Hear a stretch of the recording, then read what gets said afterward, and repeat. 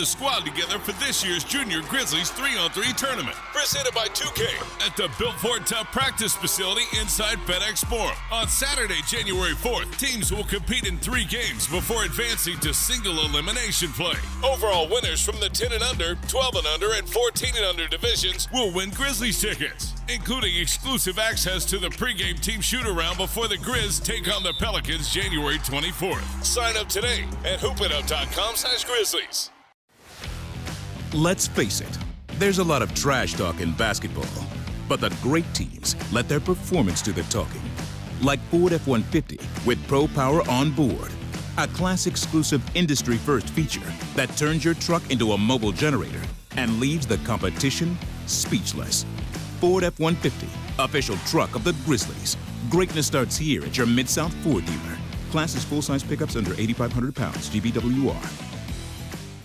Kroger shoppers and Grizz fans, want exclusive last-minute discounted ticket deals texted straight to you during the Grizzlies 2024-2025 season? Sign up with the new Kroger Buzzer Beater deal. Fans can sign up by texting Grizz to 636-479 or visit your local Kroger store in the Delta Division and scan the QR code. By signing up, you agree to receive recurring automated promotional and personalized marketing text messages from the Memphis Grizzlies. Consent is not a condition of any purchase. Message frequency varies. Message and data rates may apply. Sonic Radio. Welcome back to Sonic RNDIO. That spells radio with me, the CIO. This just in, the new Sonic $1.99 menu lets you build a crave-worthy meal for just $1.99 an item, whether that's a creamy shake, crispy tots, or a quarter-pound double cheeseburger. This just out. Ostriches. They're mean, not very cute, and in my opinion, way too big for a bird. Don't miss the Sonic Fun 99 menu. 5 items, always $1.99. Live free, eat Sonic. Tax not included. See menu for details. Grizzlies fans, dunks, dimes, and no-looks are great on TV, but nothing compares to catching them IRL. And that starts with buying tickets at Ticketmaster, the official ticket marketplace of the Memphis Grizzlies and the NBA. Ticketmaster gets you to the game so you can catch every highlight in person. From seeing your favorite Grizzlies stars up close to hearing the squeak of the sneakers on the hardwood. Put that jersey collection to use and get tickets at Ticketmaster. There's no better brag than saying you saw it live. See you courtside, Memphis. Grizz Nation, it's time to send Ja, Sharon, and Dez to the 2025 All-Star Game. Oh! What did we just see, partner? Take 3! Take 3! Payne for 3. Bingo! This man, Payne, Heating it up. Blocked by Sharon! Most versatile power forward in the game today. Head to NBA.com/vote, the NBA app, or simply use the QR code on the screen to send your Grizzlies to the All-Star Game today. Our fans have a huge impact on our ability to play to the level that we're striving for. Drop off, Durant. Oh! Well, you wanted home crowd involvement. I love those moments where you see our guys engaging in the fans, and the fans just get pumped up. They are standing in FedEx Forum. I would hate to be on the other side with the opposition when FedEx Forum's rolling. That's such an unbelievable relationship that our group has with our fans. When it's all on the line, you turn to the strong, the stable, the unwavering. To those with a history of raising their performance to meet the moment. It's true in basketball. It's true in banking. Grizzlies checking from Pinnacle. Play hard, bank easy. Open a Grizzlies checking account with at least $100 and a recurring direct deposit by August 31st. And you could receive a $200 direct deposit bonus into your account. Details at grizzliesbanking.com. Member FDIC. Thanks for showing up, Memphis. Nothing beats catching your Grizzlies IRL, and nobody knows that better than you. So next time you want to hit up a game, Ticketmaster's got your back with tickets to every upcoming matchup. Whether you're catching the Grizzlies at home or on the road, you'll find tickets at Ticketmaster, the official ticket marketplace of the Memphis Grizzlies and the NBA. Keep putting that jersey collection to use and get Grizzlies tickets today. There's no better brag than saying you saw it live. See you courtside again soon, Memphis.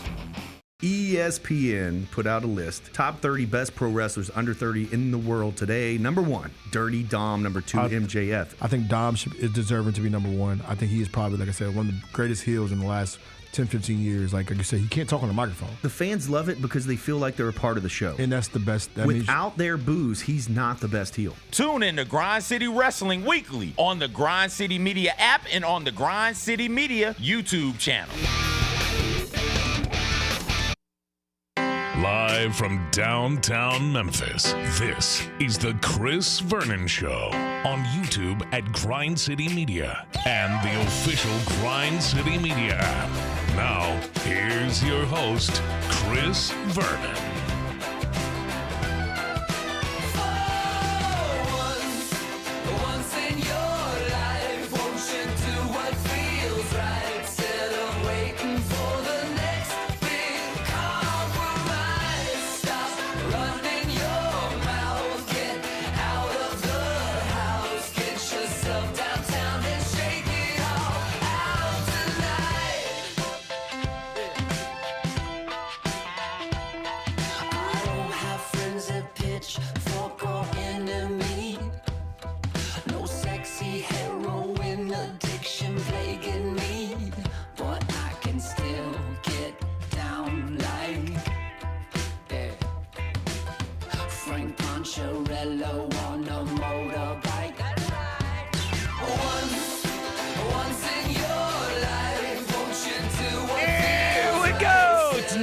GrindCityMedia.com. It's Chris Vernon Show. Welcome. It's the Thursday, January 2nd, 2025 edition of the show. Our first show of 2025. We are going to do 10 things today because we have been off since December 26th, and a lot of stuff has taken place. Tons of basketball, tons of football. We will get to all of it. What we watched over our break, Christmas time, got some reviews for you. It's a Thursday, sun's out, smile, let's do it. Turn it up.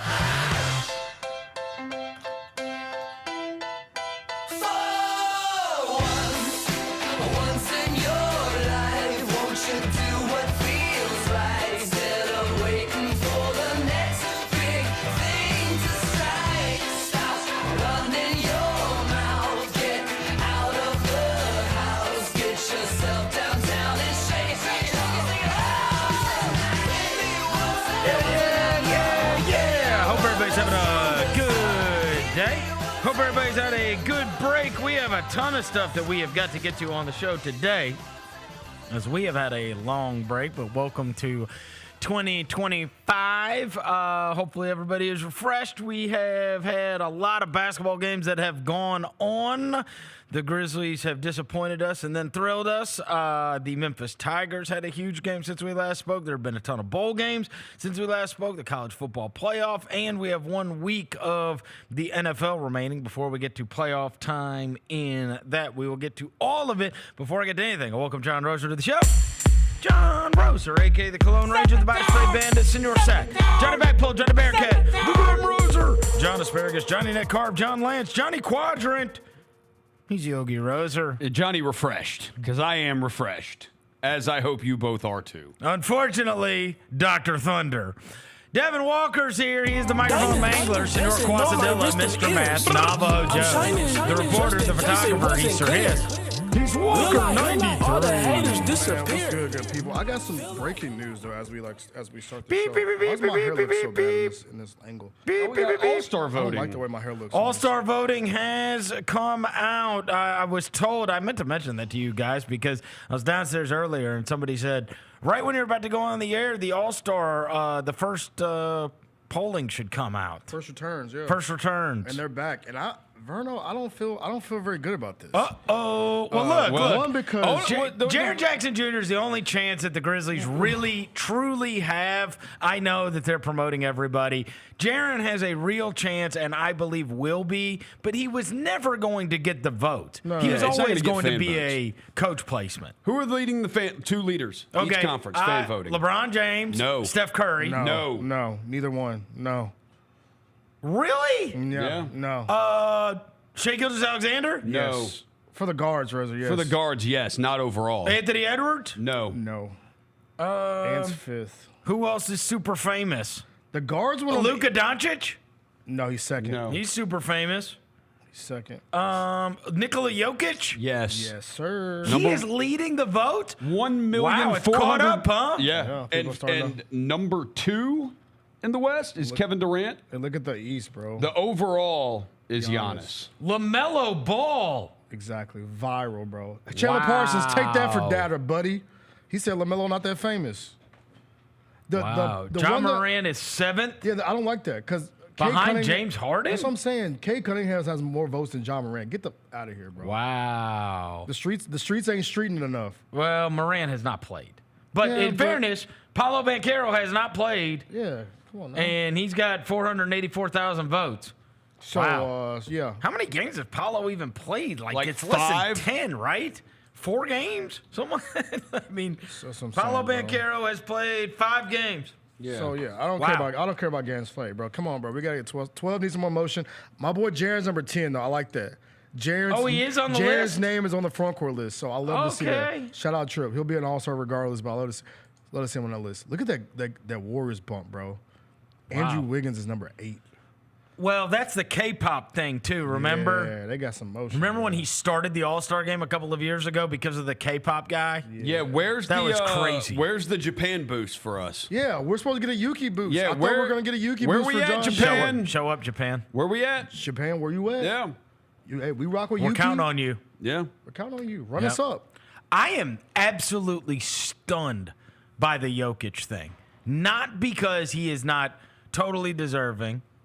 Obviously, the ridiculous amount of MVPs, and he's on his way to another one, and he's having arguably the greatest offensive season in NBA history as we speak. I just didn't think he would win voting. Yeah. Right? There's no question he is the most deserving, and he is the best player we have in the league. It is fascinating to me that the voting is reflective of that. I do not think he is close to the most popular. And in many cases, this becomes a popularity contest more than a merit contest, right? Like the guys, where is Brunson on that? Brunson is 4th. He's 4th, yeah. Behind He's Lillard, behind Dame. Mitchell, and LaMelo. Behind Dame. Then behind him is Trae Young. Again, that's one of those things where it's like he's not as famous as those guys. Towns got the bump. Towns got the New York bump. Towns, yeah, he's 3rd, yeah. Yeah, Towns got it. But that's like, bro. But he has been awesome too. I don't like that. Look how much. But look how far Brunson is behind Mitchell and Lillard and Ball. Yeah. It's kind of surprising to me. And he got a podcast too where he yaps too. So yeah. You would think. Wow. Yeah. All right. Well, there's the first fan returns. That is only a portion of what takes place with the who gets named. But fascinating nonetheless. All right. Let's get to 10 things. Oh, I've missed it. I love 10 things. I bet. Well, you're going to love number 1. Grizzlies week. All right, so a lot has happened since we last spoke. The only one that is happy here, well, I guess we're all happy because of the Suns outcome, but thank goodness we didn't have to do a show after the Thunder outcome because Dr. Thunder would have been fit to be tied doing the I told you so's, even though the Grizzlies were without Ja Morant. And then it just kept getting worse leading into the Thunder game. It was like, I have a text from our text thread that's like, man, Huff and Clark are going to have to be great. And then by the time you get to the game, you don't even have Brandon Clark. You don't have and Zach John Edey. Conchar. Zach Edey's out and what happened to Zach Edey? Did anybody ever find this? He has like a black eye. I told you, I think he ran into a door, bro. He's taller than doors. And then, but it was so bizarre because Taylor said he got hit in the face in the game before, but usually like one of those people will go through, they'll scour through and they'll say, they did? They found a clip. I think it was. Who hit him in the face? I think it was Eves Missy swung back and it like flapped him, but I don't think the bruise came up until like the next morning. Oh, wow. Yeah, somebody found the video. Concussion protocol, huh? Somebody in the dark Twitter sphere found the video. I got you. All right, so there was a video that surfaced. I just didn't see the video that it surfaced. Anyways, the Oklahoma City thing There you go, was... right there. Here you go. Right there. Yeah, he did get him. Yeah, he got him. And wow. It got a little shine. Watch your sharp elbows, Missy. Anyway, they had that Pelicans game, which was really good, and then you had the Thunder game where they just got absolutely walloped. And look, that Thunder team is awesome. There's no doubt about it. They are an awesome team. But my God, have some self-respect with all of you in my mentions after beating that version of the Grizzlies. Seriously. I mean, if the Grizzlies would have beaten the Thunder without Shai Gilgeous-Alexander and 6 rotation-level players, I wouldn't be bragging about it. Because I respect myself. Well, Thunder fans don't respect. No, they don't respect them. Like, do you see what? Do you see the they're like, averages oh, well, we didn't have Chet or Caruso. Like, oh, shut up. I also don't think Thunder, like the internet Thunder fans, dude, they're not real Thunder fans because they're not from Oklahoma City. They just no, they are. Do you see them Abbeys from them people, Rose? I don't think Oklahoma City. There's a lot of Thunder Sooners. Thunder Sooners. We had Girth Brooks coming at me, bro. Like I don't think people in that crowd use the internet. OKC buried 3,500. Yeah, there's a lot of SGAs in the ats, and trust me, these are Thunder fans. They just didn't come out of the woodwork until they beat the hobbled Grizzlies, and they've been waiting for me since I goofed on them after losing to the Milwaukee Bucks. Like, who's soft now? So anyways, they don't respect themselves, and so I'm not going to spend much time on that. But that was a ridiculous version of the Grizzlies. And then the Grizzlies game against the Suns, it was funny because I posted this thing, a picture of John Conchar, and put Happy New Year, and they're like, oh, that game matters now? You're not injured? I'm like, the whole point is, the Suns should be embarrassed. Yes, like that's pathetic to lose to. I mean, look, I am so proud of the Grizzlies and how they fought and how they led wire to wire and the games they got out of Desmond Bane and Jaren Jackson Jr. and John Conchar and Luke Kennard and the rest. But like, that is abhorrent to lose to them. Yeah. When you had. I know Brad Beal went out after 10 minutes, but I mean, they had Devin Booker and Kevin Durant on their team. Yeah, and aggressive Tyus. Because Tyus is shooting a lot more than he used to shoot. He had like 0 assists going to the fourth quarter. I mean, that's a horrendous loss. Yeah. Horrendous. And therefore, a great win for the Grizzlies. Yep. So unexpected for them to play the way they did in that game. And at that point, I mean, it became comical that when you got to that game, it was like, oh yeah, and Yuki's out too. It's like, Yuki? What did he do? Played 9 minutes in the Thunder game. Like, can anybody play basketball on this team without getting hurt? That's crazy. Yuki played 9 minutes and the Grizzlies bug got him. They were like, Yuki's unavailable. And when it got into the second half, and we were playing a lineup that included Colin Castleton and Jay Huff, I was like, oh my God. Yeah. Ralph Sampson and Hakeem Olajuwon are rolling over in their graves. It's like the Hoosiers, bro. Even though they're not dead, with the Twin Towers. They're looking like Hoosiers out there, boy. Bro. They weren't that tall in Hoosiers. I was like, look, I know we're mega shorthanded, but there has to be a way for us to not have Huff and Castleton out there at the same time. I mean, I'd rather play 4. Castleton. You would not rather play 4. You would Colin Sexton style, yeah. Yo, Colin Castleton. I'm not going to spend too much time on this, but I think look at his first half. Hey. That's hey, the Lakers, we got Jay Huff from the Lakers, home run. Got Scottie Pippen from the Lakers, home run. That's just pressing your luck. It's like, hey, let's think, who's our next guy? Heat check. Heat check. Big Castleton, heat check. From deep. Yeah. Bro, Lane Whitaker posted during the game that Memphis, we have to do better and get this man a better haircut. Oh, his haircut is wicked. Good Supercuts Jones. Yo, $608 trillion in the first half. No, game. Yeah. My boy's up there. Hey, had his AirPods in. Yes. Had his AirPods in doing cardio. I don't want to go. Let's not be too hard on Colin. No. Colin's hard on himself, man. He is? Dude, this dude yells at himself like all the time. He makes mistakes. It's just the DNA because also Cam Spencer does too. He also yelled at Devin Booker. Shout out to Cam Spencer. That was trying hilarious. to take that ball away from Devin Booker. And was then he hysterical. laughed at Devin Booker. And then Jaren ran straight in and got in the mix. Get out the way. But also, I liked it. Like I said, bro, any person that's crazy, when you do something and they laugh, don't mess with them. Yeah. Because he laughed, and I was like, yeah, Cam Spencer's not the one to mess with, bro. He laughed, bro, at you, Devin Booker. He laughed in your face. The Suns.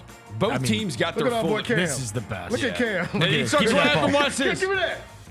And he starts laughing. He starts laughing at him. Real psycho, bro. I liked it. Oh, yeah. I liked it. And by the way, you dribbled off your foot, Devin Booker. Yeah, bro. Jalen Wells had you in handcuffs, 4 for 20. Give me that rock. In my blue T-shirt. He was so bad. Yeah, 4 for 20 in the game. Booker was... It was crazy how bad he was. Yeah. He has been a real problem for the Grizzlies in years past, and he was just... My God, not himself. Both teams got the full experience of their teams because we had a ton of injuries. And then on the other hand, Bradley Beal also left the game the first half with a hip injury and didn't return either. So Jalen Wells had him in hell. Well, we got lucky they didn't have Nurk. Yeah. Because it was Plumlee. Yeah, and it was like Mason Plumlee, and they did not have anybody else big. They tried number 4 buddy out there. He got barbecued by Luke Kennard on an ISO. Iguodaro? Yeah. Getting cooked by Luke Kennard on the ISO, bro. You deserve to take a lap. That was a great win. KD did KD stuff, but I thought Conchar, KD went 11 and 19. But it feels like Conchar, there's sometimes Conchar, really made him work. Conchar, dude. And look, KD gets to that free throw line, and it's just best score ever. Since we last spoke, the deal that didn't happen. Yeah. Which, look, my guess is that Zach Kleiman and that front office are probably absolutely furious about the deal coming out as specific as it has, because the deal is so specific that you know that that's what was going to take place. And I also think he probably thought he had a deal done, because that just does not happen with the Grizzlies. That's messy. And the reason it got messy is because you know that the other side, the Grizzlies have no reason to want that out in the open. Because when stuff like that doesn't happen, then you're in the pickle that you're in, which is you've got 2 players that you've now, there's a level of trust that goes on, and it's like they don't want me, right? And I know that these guys have gotten to play a ton of minutes, and they've been unbelievable professionals about it. And I don't think they're the kind of guys that are going to cause locker room disruptions over it. I have seen that in the past. There have been situations where, and you remember when the whole Witch Brooks thing happened years ago, they had to find another deal to move on from guys, because otherwise they had pulled them out of a game. Selden and Marshawn Brooks and that whole crew, and they just had to find another deal to move those guys, because it was going to be an issue, because they were going to be upset and feel like, you don't want me here anyway, right? Whereas I think probably Kennard and Conchar knew the score on this, but I bet if you're the Grizzlies, you're furious about the whole thing, because it's so specific. Like you know what I mean? It wasn't like, hey, the Grizzlies and the Nets talked about a deal. It was like the Grizzlies and the Nets talked about a deal with these exact players and this exact structure of the deal. And from what I gather, Dorian Finney-Smith thought he was going to Memphis as well. So I think that deal was ready to go. And truth be told, as Mark Stein reported, the Lakers swooped in and stole him. So is that in their deal? So okay. So does Brooklyn? Does Brooklyn want that deal public because they don't really love Memphis's offer, but it is the best offer, and maybe if they make it public, somebody else will swoop in and give them. Yeah, we'll trump it. Which one? The Lakers did. Which is dirty work. Yeah, that's dirty as hell. Did they also do it? Did they also do it to piss the Grizzlies off because they're still pissed about how Ja acted towards Jordy Fernandez here that night? No. And it's like, and it goes that deep. No, because I think that you look. I know, but it's like, screw those guys. Well, I'll tell you this. Kleiman tried like hell to get Mikal Bridges from him, and that didn't work out. And then this Cam Johnson stuff is still out there. They took Zaire. Are you good? I know, they did take Zaire. They took Zaire. Are you going to be able to, if there's a Cam Johnson deal to take place, are you going to be able to work with them? Because, at least you do know they want some of your players, but good grief. It does feel like that they leaked out that offer, and then they got an offer that was better suited for their wants. Yeah.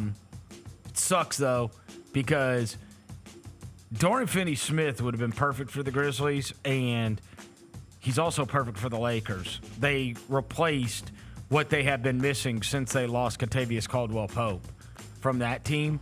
I'll tell you this, say whatever you want.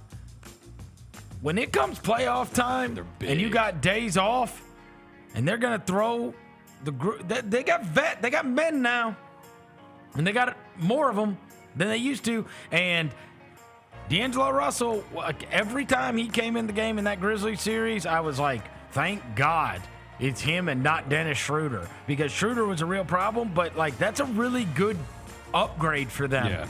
And I do think if you're playing, I think either the Thunder or the Grizzlies will have a hell of a time dealing with that kind of size and just that grown man strength. I do too. From that team, you know what I'm saying? That's why I wanted him so bad. I thought he was just having that. It helps. Yeah, you know what I'm saying? No, he's got size. He can knock down corner threes, and that's all he does. Just rough and tumble. He does knock somebody over when we need him to. Yeah. That kind of vibe. You know what I'm saying? Like can switch yeah. and play. No, he would have been perfect. It sucks. Yeah. There's no way around that. It sucks, and it sucks that it became public. Yeah. Like, not getting a deal and your guys knowing you tried to trade him is brutal. But according to Stein, they're going to be very active. They're still, they've got a bunch of picks, and according to Bobby Marks as well. So I think the league knows it's just a matter of how they're going to consolidate and how they're going to upgrade and what they want to be able to upgrade. It'll be interesting. They know that they've been great, but starting two rookies is if you're gonna want to go not deep gonna be in able the to play playoffs, against these teams starting. As currently constructed. As currently constructed. Number 2. College football playoff. Okay. So Boise versus Penn State stunk. Yeah, Ashton Jennings, they put like 18 dudes in the box. Yeah, they would not let him cook. It was not. Couldn't throw the ball with him. I feel like Penn State could have won this game by as many as they wanted to, but their play calling was so weird. I'll also say this: after watching Penn State play against SMU and Boise, and then watching what Oregon had to deal with, that is colossal BS. Yeah. That Oregon had to play Ohio State. How did Penn State get to play those two? I mean, obviously this is something that has to be fixed. Yeah. But when you watched Ohio State and then you watched SMU and Boise and you realized, Oregon, that was a reward? Was having to play against that team? Oh, my God. So, look, let me go back in time. So, the Penn State-Boise State game was rancid. Yeah. And then yesterday, get so excited to watch those games. And it looks bad for Arizona State for a long time. We're texting throughout it, and they've run 2 plays and it's 14-0, and they should have had a blocked punt. So they could have, they scored in 2 plays, and Arizona State, like the story of the day was they were moving it up and down the field, but they couldn't cash in on it. Bad field goal kicking, yeah. Yeah, and then it gets down. They're down for them to be down 24-8. Oh, I mean, that would have been honestly one of the all-time greatest wins in college football history, because for them to score twice in the amount of time they did and get 2 2-point conversions, I mean, they're down 24-8. And then they score twice and get 2 2-point conversions, and scatterboo. Yeah. Holy mackerel. My dog, puke that and rally, guy baby. was out of control. Amazing. Puke and rally, Vernon. And the saddest thing to me was they had him, bro. They had him. That 4th and 13, a guy said to me on Twitter, you play college football and Madden as well. Mm-hmm. They went engage 8. Oh, and then men on islands on the side. It's like, bro, just zone it up and keep it in front of you. Yeah, bro. I mean, because if you don't get there, that's a touchdown. And for them to, they had it. I mean, there's going to be 100 million times they replay that play. Seriously. 4th and 13. And let me say this. I was texting you guys throughout that game, and I get to come by this honest because this is when they were getting their ass kicked. Bro, that Levitt guy is going to be unbelievable. Yeah. A redshirt freshman? Yeah. Got him from Michigan State. I guess after they fired Mel Tucker. Yeah. But a redshirt freshman, that kid was running for his life the whole game. And then kept his eyes downfield constantly, and then that 4th down run. Oh, in overtime. He was built for it. Dude. He was built for it. That Arizona State team was so fun. I wanted them to pull that off so bad. That was an amazing football game. Yeah. Amazing. And you talk about like stars, right? Like there's not really that many like stars in college football. I know. Like I think Cam Scatterbill became like a star yesterday. Yes. And by the way, they didn't have their best receiver. Yeah, he was out, yeah. They lost him. Imagine if they would have had their best receiver. But, man, that team has so much heart. And Scatterbo, dude, when he threw that 42-yard touchdown. And did he pull the... Oh. They said he was throwing up on the sideline, bro. Yeah, he said he drank too much water. It was sloshing around in there. He said he drank too much water. I thought that was hilarious. Yeah, he said he just drank too much water and it was sloshing around. Who you compare him to, like, NFL-wise? Because I'm trying Everybody kept saying Mike Allstott. Mike Allstott was I think he does more than Allstott. Yeah, I think he does more than Mike Allstott. Like he catches the ball. He does McCaffrey stuff, but he's not as fast as McCaffrey. He initiates contact like he's a white guy. Little Peyton Hillis. I'm not trying to put him in the white guy. I'm trying to not put him in like the white guy vein. You know what I'm saying? Oh, he's Kimball Anders. Tobel Gerhardt was his name. Toby Gerhardt. No. He's better than Gerhardt. He's better than bro. He runs like Marshawn. That's what I'm saying. He runs violent. No, he does. It's real violent running, bro. Bro, I sent you guys a video last night. His mom said he used to put on his brother's shoulder pads and run outside into a telephone pole. You didn't watch that video? Crazy. His kid might be crazy. He might be a little off, bro. Hey, look. He might be the first like pre-TE kid. Listen to this. Listen to the first thing his mom says on this deal. He would put his brother's shoulder pads on, and he would run into telephone poles. Once he got onto the field, it was no surprise the punishment he inflicted on his own body and everybody else. That's his mom! Yeah, he might be a little... It's his mom. He put on his brother's shoulder pads and ran into telephone poles. She said that from like the time he was like 2 or 3, they could not keep him in the car seat. He would escape no matter what. And then they it's the craziest. It's an ESPN feature on him, and they are saying, and then he's like, I've always, and then they like compare that to like him being tackled. Yeah. They're like, there's no harnessing him. He might be a little. They're like, he was escaping from a car seat from the time he was 2 years old. He might be a little. He might be a little crazy, bro. Like, he might be. Look, definitely some claustrophobia here. All the time. All right, listen to this. Shoulder pads on, and he would run into telephone poles. Once he got onto the field, it was no surprise the punishment he inflicted on his own body and everybody else. I'm the best running back in the country. I used to put my brother's helmet on all the time, and we used to play football in the living room together. Cameron's always been able to figure out how to get up, over, or through things. He would get out of every car seat you could find. That's how he ended up with the Houdini nickname, because if he didn't want to be somewhere, he was getting out of the situation he was in. That's the only year you He can might ask be a me little that I know different, the dog. stats. In the most respectful way, Cam Scatterbo. And then, so then they show his high school stats, which are the craziest things ever. Yeah. Like, truly, the craziest things ever. It was like over 3,000 yards, 50 touchdowns, 11.6 yards per rush or something. No offers. How? With the Sacramento State, right? Sacramento State. Yeah. And then after his sophomore year, went to Arizona State. How does that kid not have offers? It's unbelievable. Especially being from California. Yeah, crazy. Like you would have. I got much respect for him, bro. Was it COVID? Was it COVID or something? Money. And like they lost a season? Who knows? He made himself a lot of money, though. Unbelievable. I will say, he made himself a lot of money during the season. Yep. He's going to be a Cowboy next year. He's a big 49ers fan. Huge Niners fan. Yeah, nobody cares. He is. Die hard. Then the next game was over by halftime.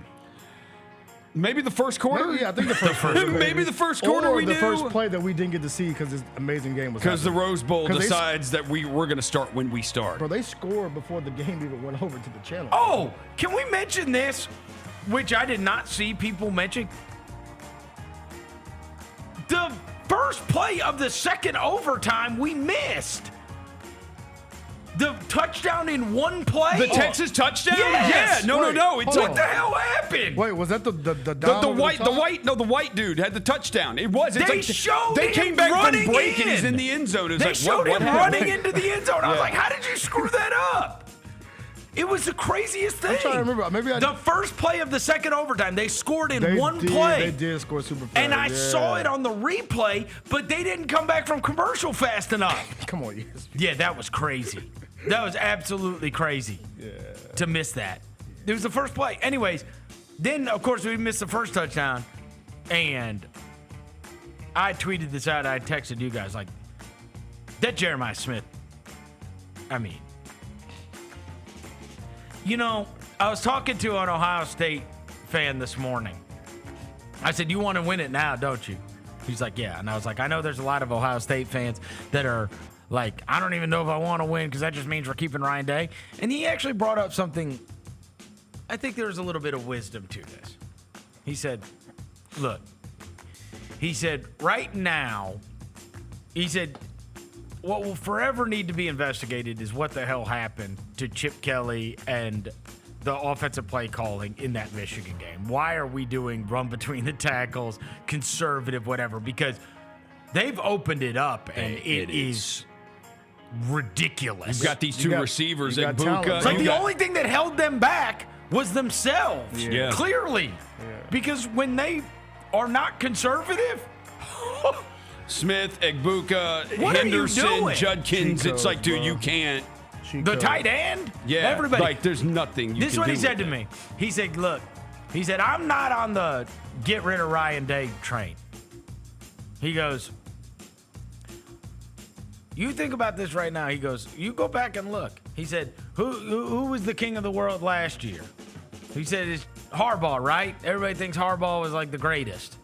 And he's like, his first 5 years, he couldn't beat Michigan State, Penn State, Ohio State. He couldn't beat anybody. Yeah. And he's like, so, you know, you see that, and he's like, there's a cycle to this stuff that takes place. But I mean, look, you can talk yourself into that all you want. Losing to Michigan with the construction that they had, I guess them beating Alabama helps a little bit, but with the construction they had, I mean, that the fact that they could not throw the ball and you lost to them, that will be a mystery forever. How the hell did they lose to Michigan? Well, I said it. When you watch them in these last two, you watch what they did in Tennessee. It's what I said after the Tennessee game. I was like, Ohio State, where the hell has that been all year? Like, you got the talent, but where has that been? Open it up. Oregon was lost. From the when they got dressed, they got Beginning, lost. it When they was- got dressed, they was lost. They was lost Bad. from the uniform reveal. I mean, just couldn't do anything. Nothing. Just couldn't do anything. Dylan Gabriel, buns. Yeah. Defense, buns. Uniform combo, buns. That just looked like two different calibers of team, bro. It And it might have just been their worst day ever. And Ohio State looked like, hey, But it was their worst day ever because, my God, it felt like they could have.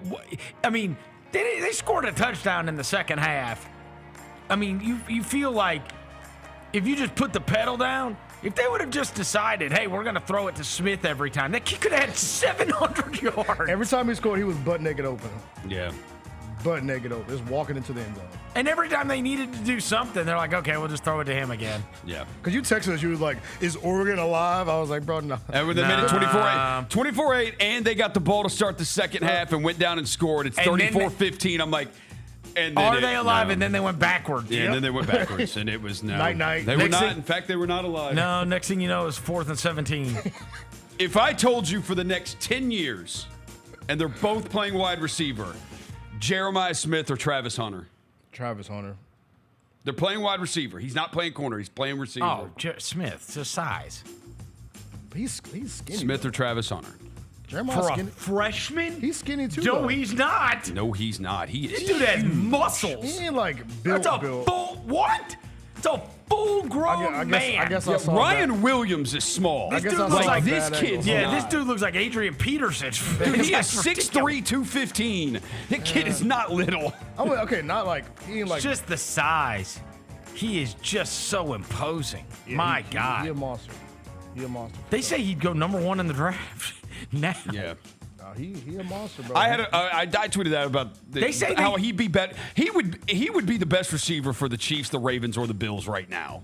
And Bro, those you are the keep three putting best smut teams. Would you rather have Jeremiah Smith or Zay Flowers? Zay Flowers, or Jeremiah first Smith? Ravens receiver in history to be a Pro Bowler. John Harbaugh would No, surely Steve Smith was. Nope. Not with the Panthers, or not with the Ravens. He wasn't. Really? Steve Smith didn't make it, or not even as a Raven. He didn't. Nope. I mean, he made it as a Panther several times. The first Raven ever to be a Pro Bowl as a receiver, Zay Flowers. That's hilarious. Don't do that. I had an Ohio State fan tweet to me and said, that is not a reflection of Zay Flowers. That is a reflection of how ridiculous that that's crazy. Crazy. I know, that's a crazy stat. They've had tight ends though. Andrews, Heap. But Shout out Todd Heap. We talked about this morning. Like, I know he's going to be cold, Jeremiah. Like, you mentioned, like, other receivers in the league. But we've seen some of these dudes do it on, like, an NFL level. Like, you mentioned Teddy McLaurin. Teddy's done it on an NFL level. Terry, whatever his name is. Terry McLaurin. It'd be cooler if his name was Teddy. Teddy's a dope Teddy name. is a cooler name than Terry. Who else did you mention, Rose? You had a list of receivers. And I was like... By the way, I looked this up. Because you said the four. You said...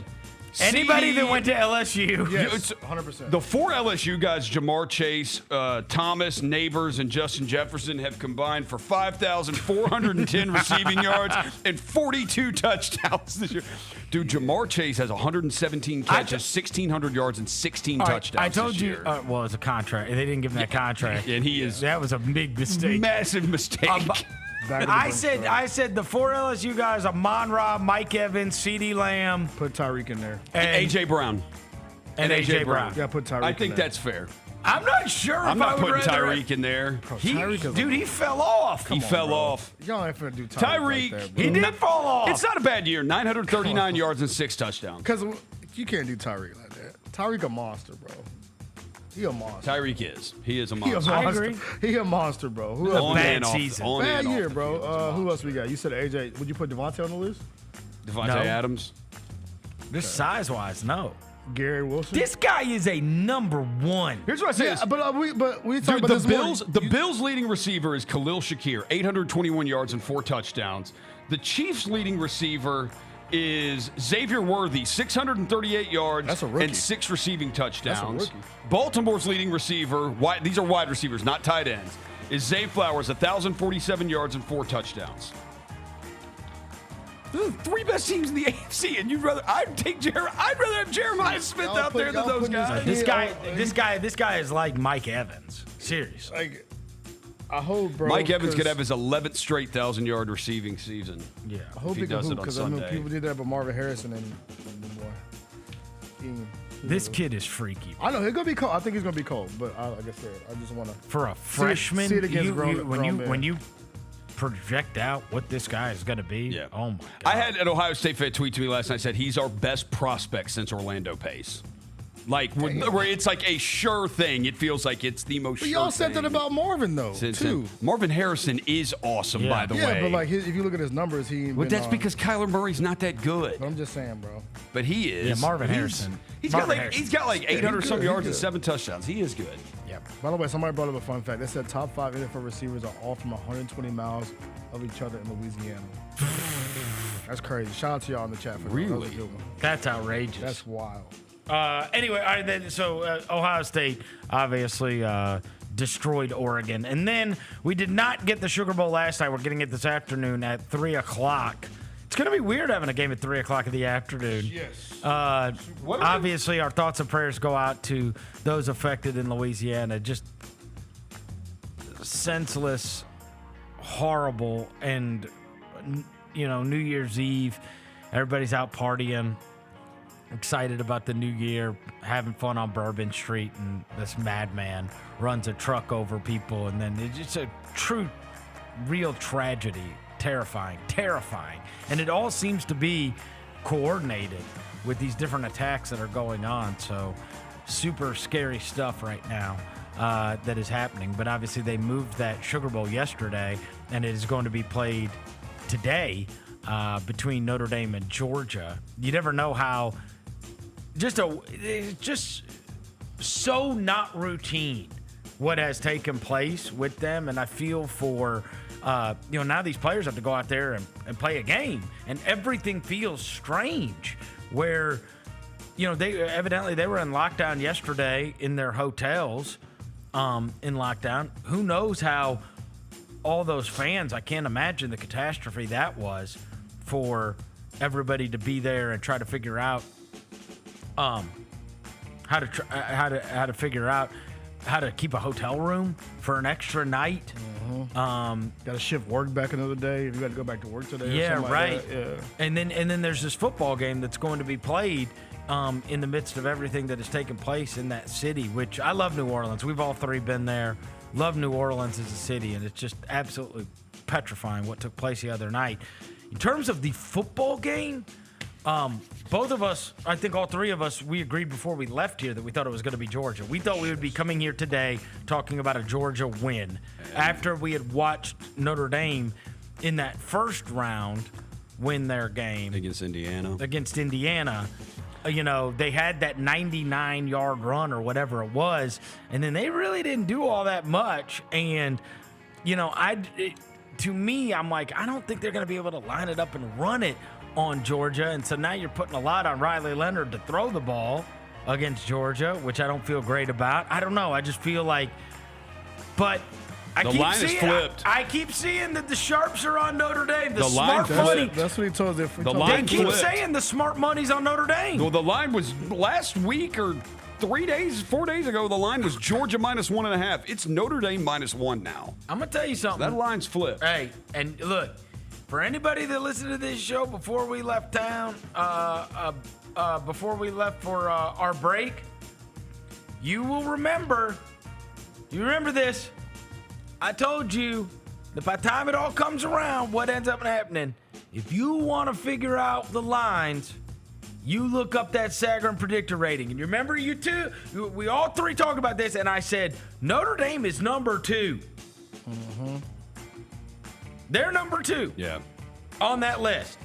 Number 1 was Ohio State. Number 2 was Notre Dame. Number 6 is Georgia. What was the point difference on those So two? it was you got if we're saying it's neutral, so we got predictor rating. We got all right. Remember 91.3. Yeah.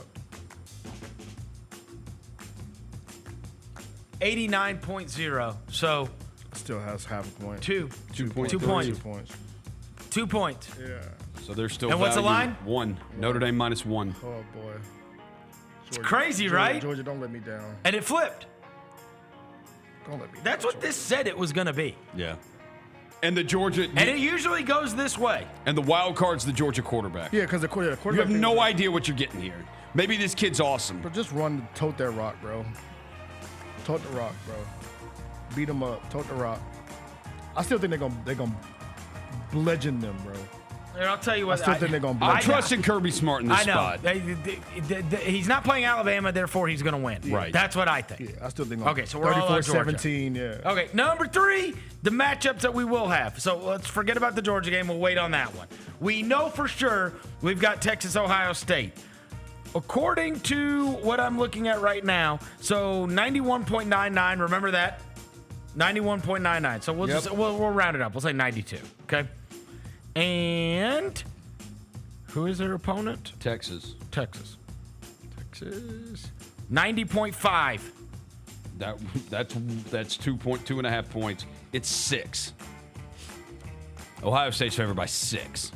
I think that's a little bit. That's a little bump for what they did. I saw someone from the Action Network last night said that their line would be Texas line value, huh? I think that's a little Texas line value. I on saw this. someone from Action last night tweet out that they would have it Texas -2, and I was like, "There's no way you're making Texas a favorite." Hey. And then I saw this morning it was -6. Hey, line value on Texas. Yeah, you got a little bump because they just saw you beat the crap out of Gonna go Oregon. down. Yeah, it's gonna go down. That line's gonna go down.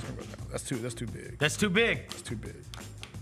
That's too big. I mean, look, if these are right, Yeah. the Sagarin rankings are right. But again, that we're going to come in here tomorrow. We're either all going to be right about Georgia or wrong about Georgia. The numbers tell us that we're wrong about Georgia.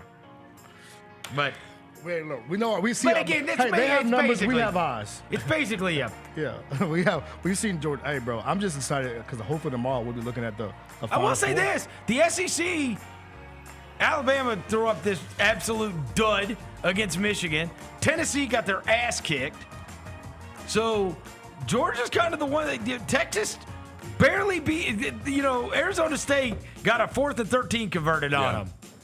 So it's not like the SEC has been blowing people away. The SEC has and not so been. Georgia, maybe they're just not as good as we think they are. Yeah. And we talked all year about how things have been evened out. Yeah.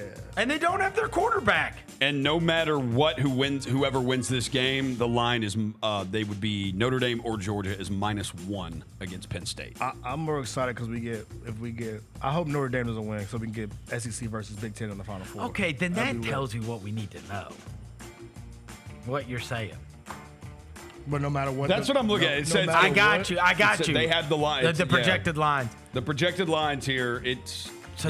That's where we've got to really start thinking, though. No matter why the who hell wins, is Georgia a 1-point favorite over Penn State? Georgia ain't what we think is what I'm worried about here. Yeah, and Notre Dame is We're about to -1 find over out. Penn State too. Yeah, we're about to find out. I'm excited for this game today. Yeah. Oh yeah, I want sure. Georgia to win so we can get SEC versus Big Ten in the Final Four. Both matchups.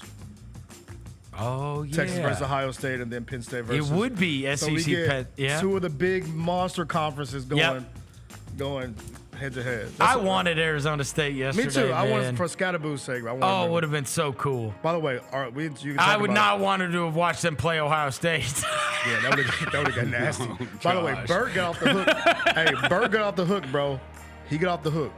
Burt Auburn. Burt got off the hook. Burt Auburn was an amazing kicker name. He almost got. And he missed 2 in the final, however it was. Oh no, he would have been forever. Yes. The They would goat. have tied him to Bevo. Yeah. Tied his ass to Bevo, bro. All right, so we hit the next round. Number 4. All right, so we got NFL final week is coming up. So a couple things that we want to mention. Obviously, we'll go through more of it tomorrow on the show. But I saw somebody had put together this extremely valuable kind of motivation key, because there's a bunch of these where it's like the incentives. I'll give you one because I already took it, and Baker Mayfield's already commented about it. Mike Evans. Yeah, 5 catches, 85 yards for $3 million. Oh, they finna. It would be his 11th consecutive 1,000-yard season to start his career, which Jerry Rice is the only one to ever do that. Throw some rockets toward him, boy. So here are the teams that are nothing to play for. Nothing. The Cowboys. Shut up. The 49ers as well. Well, I'm well aware. The Chiefs are locked in at number 1, so they got nothing to play for. Yeah. The Bills are locked in at number 2, so they have nothing to play for. This is just if you're going to keep an eye on these games this weekend. The Texans are locked in at number 4, so they have nothing to play for. It is what it is. Yeah. The Eagles are locked in at number 2. Bro, it's crazy they're not going to let Saquon go for that record. Yeah, they're not going to do it. I mean, that's forever. That record is forever. Yeah. Eric Dickerson's so friggin' happy. They're not playing By the way, anybody this weekend. I know the that Eagles aren't. I know that these records are broken. Can we put a little baby asterisk though on some of these records? Because they of got the extra game. Respectfully, I'm happy to see some of these records broken. But When did they go to 17? When did they go to 17 games? Last 2 or 3 years. 2 to 3 right? years ago. Yeah. Here's the teams that need to win. Okay, the Ravens need to win the division. The Bengals need to win. That's on Saturday. The Steelers already clinched, but could be disincentivized when Baltimore beats Cleveland just before kickoff. So, you'd imagine Baltimore's going to beat Cleveland. The Broncos win and in. Who they play? Kansas City. They're 10.5-point favorites over the Chiefs. Oh, yeah, because the Chiefs they got nothing to play for. Cincinnati has to win, and they need Miami and Denver to lose. By the way, who is the Chiefs' backup quarterback? I saw them tweet that about. It's Carson Wentz. Yeah, Carson Wentz. Oh, wow. Carson Wentz. They're going to start him, I'll be damned. I thought it was still, who's the guy that Chase Daniel? Or Eston Stick or something like that. Easton Stick. Shout out Easton Stick. That name it forever. The Dolphins need to win to have any kind of chance. The Lions are clinched, but they're playing for the 1 seed. They need it. The Vikings are clinched, but they're playing for the 1 seed. That's Sunday Night Football. in Detroit. So the Lions have so many injuries on defense. They play each other Sunday night? They play each other Sunday night football. That's going to be a big one. In Detroit. For the number 1 seed. So the Lions need it big time because the 1 seed's the only one that gets the bye now. Yep. The Lions, they had their bye week in week 5. So they have been playing straight through. Like we were talking about the Bucs and Mike Evans. The Bucs are winning in. Yeah. Okay. They control their own destiny. Bucs are who? Falcons. Falcons need to win and need the Bucs to lose. And then then he has it labeled questionable effort. So like their seeding is at play, but that's it. The Chargers, the Packers, the Commanders, the Rams. All of those have already clinched, but they can change their seed depending upon their outcome. Yeah, Rams got the Seahawks. Huh? Rams got the Seahawks. Yeah, that's it. Oh, is that right? Yeah, Rams got the Seahawks. Okay. So, yeah. They already won the division, though, right? Yes. Okay.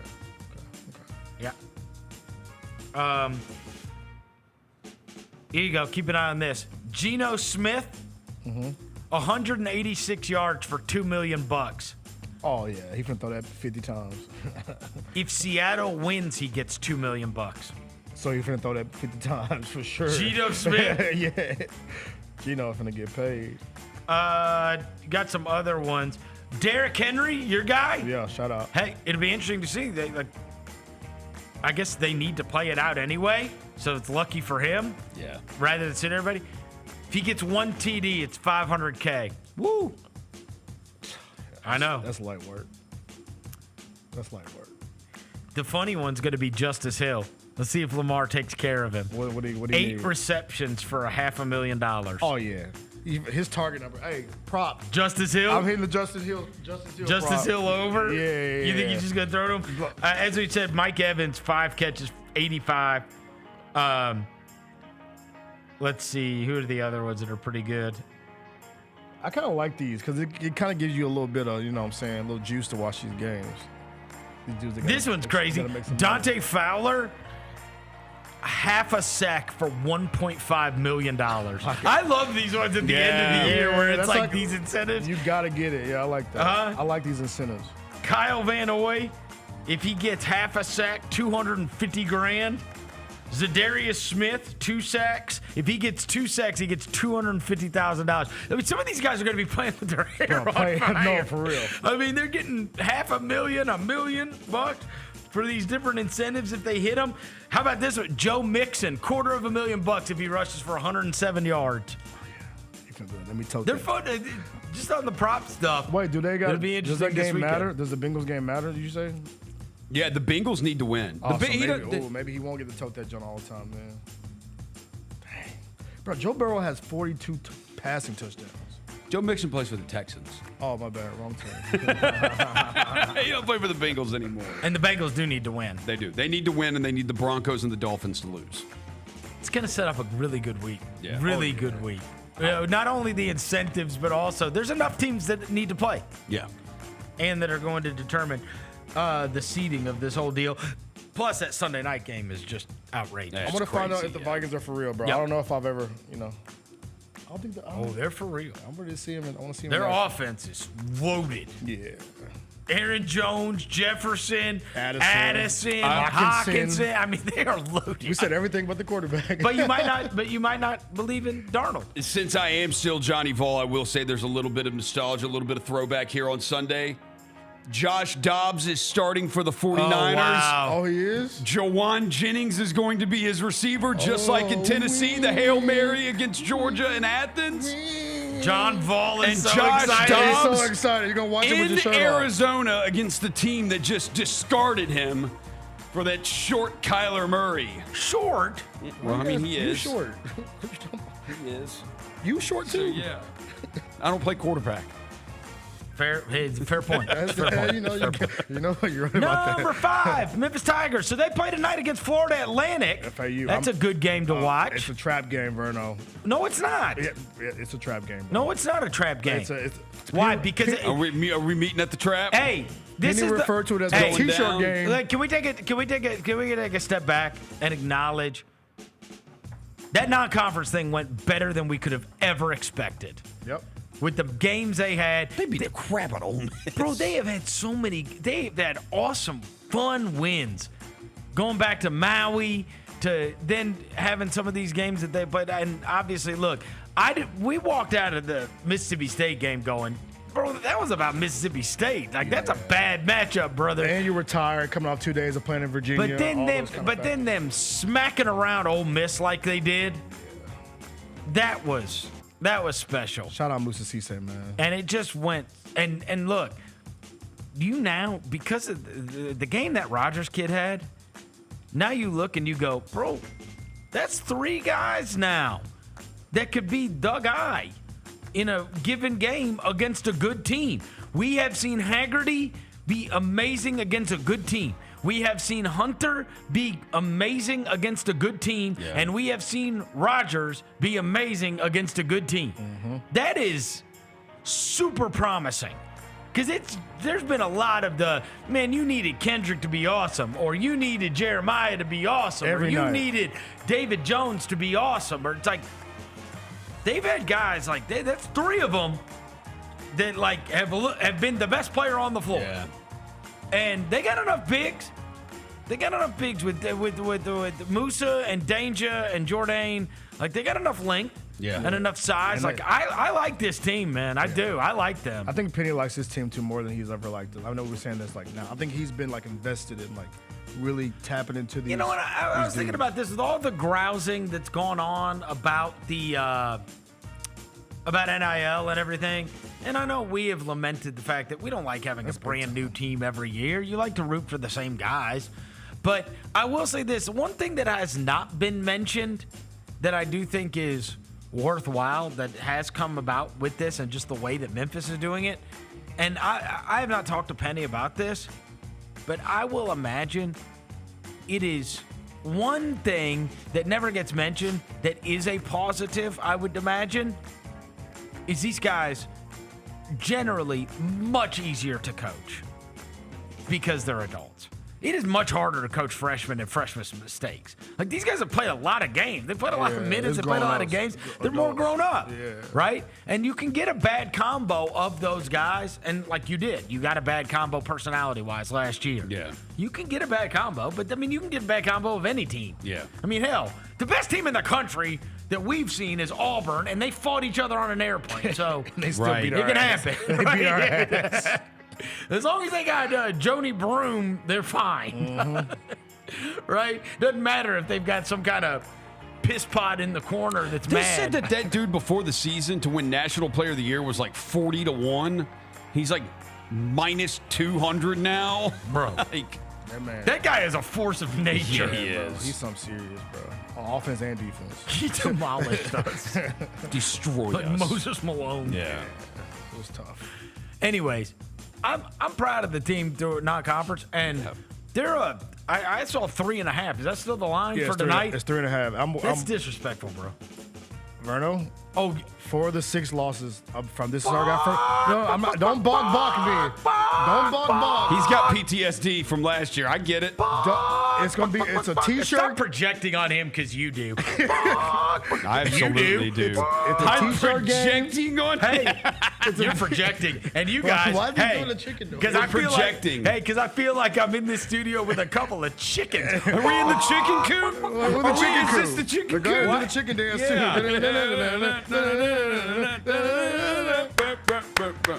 I'm doing it, but I'm not. You scared too? I'm not scared, bro. You scared, bro. You scared, bro. I'm just look. You scared, bro. You scared? Get a Track nightlight. game. Look, bro. FAU is their T-shirt. What'd you say? Stop making it. Look at his face. What'd you say? I said if you scared, get a nightlight. Oh my God. I thought it was if you scared, go to church. You can go to church too. Get a dog. Yeah, but look, bro. FAU is the T-shirt game for them, aka a Super Bowl. Oh, a T-shirt game? Who cares? Penny referred to it as a T-shirt game. What does that even mean? I love it. They give away T-shirts. They give away T-shirts. So what? Look, give bro. away T-shirts. So it's a Super Bowl for them, bro. No, it's not. It's Florida Atlantic. Bro, it's Jesus Christ. It is a what Super are we Bowl for talking them. about? We're not playing at Cameron Indoor. Their gym hosts 12 people, bro. All 12 gonna be in the building tonight. Oh my God. No, look. Oh, the Owls. Look, bro. They lost from our guy Jason Munns. He said they've lost 6 of their losses, 4 of them have been by 5 points or less. So they compete. Who's their coach now? Bro, you are saying that they compete. Oh, Zach they Kitty. lose all the time, but they don't lose by a lot. Stop trying to build this up, bro. John Jacques. Come on, bro. They are 91st in Ken Pom. Their best win is an overtime win against Liberty. They beat Oklahoma State too. They also just played Michigan State and lost by 1,000. Okay, 17. Common opponent. That is common opponent. Okay. It won't be a BTA game of the year. Like, I think we're gonna hey, their losses. They lose. Yep. You know what? They lost to Florida Gulf Coast, bro, who nobody has cared about in 10 years. I'm just saying, they bro. lost to Drake. They lost to Seton Hall. They Drake's lost to Gulf good, Coast. Bro, look, bro. Drake's probably good, though. I'm just saying. I think this is a pretty solid non-con for Florida Atlantic. He's scared, bro. Non-con. I like this. It's a pretty scared. good non-con. I'm not scared, bro. Look, usually I'm the one that y'all gotta taper down about the Tigers. I'm the one y'all gotta taper down about the Tigers. But this one, look, man, look, T-shirt game. T-shirt game. I love T-shirt game. One beat of sweat's gonna go down my forehead tonight. Dev, in conference play, they're all T-shirt games. See? T-shirt. We're the biggest game on all their schedules. They're all T-shirt games in conference play. You hear that, Vernon? That's how the three-headed monster of Hunter, Haggerty, and Rogers need to approach conference And play. don't forget Dante Harris, who we just added to the roster. Oh, yeah. I saw him walk on the court and said, Is he going to mess up the dude? team? I said, who is the he hell going to this mess up the team like the dude last year we brought in the middle of the year? Teams are shooting 40% from 3 against Florida Atlantic. Okay, yeah, we're good. Because we can shoot. 40! It's the craziest thing ever is we have a team that can shoot the ball. I've never seen a Memphis team that can shoot. It's a T-shirt game. What does that even mean? T-shirt game. They don't give away T-shirts at every game. They only do it for important games. It means it's a big game for them. They're not giving away T-shirts when they play Rice or when they play UCF. You hear this? They give away T-shirts when they play There's not Memphis. going to be anybody there. Well, they would be if they give away T-shirts. So guess what? This is a T-shirt game. Hey, but no, Tigers still win by 8 to 10 points. But I'm gonna have one beat of sweat on my forehead. He's scared, Look, bro. and look, y'all gonna text me? I'm glad this is. Hey, look, that is the one great thing about the Georgia Notre Dame game being early. Because then I don't have to miss the Memphis game to watch. You're not going to watch the Tax Slayer Bowl with Ole Miss and Duke? So watch who play. The who? Oh, the Tax Slayer Bowl. The Tax Slayer Bowl. It's Ole Miss and Duke. Yeah. How many bowl games did you watch over the break? I watched Alabama, Michigan. I actually did watch that. And I saw the very end of Illinois, South Carolina. How many games did you watch over the break? Bowl games, out of the 85 bowl games. On the plane, I watched South Carolina, Illinois. Okay. I only turned that on at the end because I saw people on Twitter. I saw saying it was great, I so. did at the airport. I watched the end of Alabama, Michigan. Okay. Milroe, what a oh yeah, well he's a real bum. What is wrong with him? So the Michigan he just throw the ball in the end zone and then something might possibly happen. Right. That guy has a collection of the worst game-ending plays I've ever seen. I can remember at least 3 that are just unbelievable. How do you lose a game like that? Yeah. He did have the Auburn win. He did have the Auburn win, though. Go home, Vernon. He did have the Auburn win last year. Yeah. That was amazing.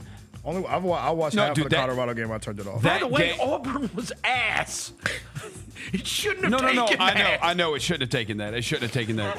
T-shirt game. No, Alabama, what happened? It's a T-shirt game. That first quarter, it monsooned in the first quarter of that game. Alabama turned it over on 3 of their first 10 plays. Like, could not snap the ball. It was just, it was perfect for Michigan. And they scored 1 touchdown and they ended up kicking 2 field goals. I think those are the only ones I watched. That's what I'm saying. Like, I watched half of the Colorado game because they were getting their faces beat in. Yeah, they were overrated as hell this year, weren't they? Can you stop? I know you don't want to hear stop, it, but bro? it's kind of true. Can you stop? What was funnier than Shador wearing Giants cleats and then the Giants winning the next day for no reason? And him turning into that was crazy. No, I'm. What are they doing? I'm calling bad luck on him putting them cleats on.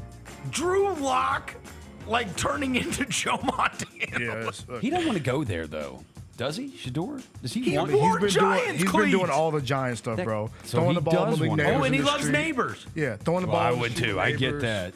Like doing the Giants cleat thing. Of course, he wants to go number one and be in New York. And then turn into a pumpkin when he put the Giants cleats on. You should have kept those diamond turfs on, bro.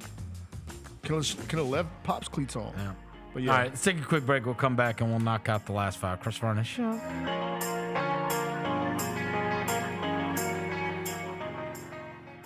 I can't wait to see what your number one. If that's your number two. Number one for me. Come on, man. I listen to the Bells of Luther Vandross. I love Luther Vandross's Christmas album. I gotta go back and listen to that one, man. I'm sure I've heard it. To the bells and they made me remember. Get all of your HBCU sports and culture news by tuning in to HBCU Huddle with CJ Hurt and Mike Wallace. New episodes drop every Thursday on grindcitymedia.com, YouTube, and Spotify. Thanks for showing up, Memphis. Nothing beats catching your Grizzlies IRL, and nobody knows that better than you. So next time you want to hit up a game, Ticketmaster's got your back with tickets to every upcoming matchup. Whether you're catching the Grizzlies at home or on the road, you'll find tickets at Ticketmaster, the official ticket marketplace of the Memphis Grizzlies and the NBA. Keep putting that jersey collection to use and get Grizzlies tickets today. There's no better brag than saying you saw it live. See you courtside again soon, Memphis. Anticipate each challenge. Make a quick response. Capitalize on every opportunity. And win. Greatness won't wait. It's true in basketball. It's true in banking. Grizzlies checking from Pinnacle. Play hard. Bank easy. Open a Grizzlies checking account with at least $100 and a recurring direct deposit by August 31st. And you could receive a $200 direct deposit bonus into your account. Details at grizzliesbanking.com. Member FDIC. Our fans have a huge impact on our ability to play to the level that we're striving for. Drop off, Durant. Oh! Well, you wanted home crowd involvement. I love those moments where you see our guys engaging in the fans and the fans just get pumped up. They are standing in FedEx Forum. I would hate to be on the other side with the opposition when FedEx Forum's rolling. That's such an unbelievable relationship that our group has with our fans.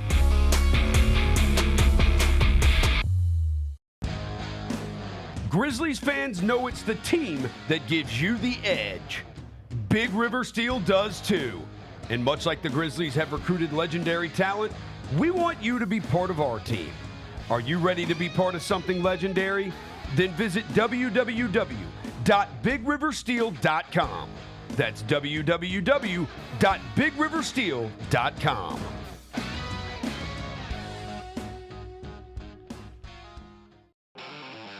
Thanks for showing up, Memphis. Nothing compares to catching your Grizzlies IRL. And that all starts with buying tickets at Ticketmaster, the official ticket marketplace of the Memphis Grizzlies and the NBA. Ticketmaster gets you to the game so you can catch every highlight. Put that jersey collection to use for the next game and get Grizzlies tickets at Ticketmaster. Whether they're here at FedEx Forum or on the road, Ticketmaster's got your back when it comes to scoring tickets. And there's no better brag than saying you saw it live.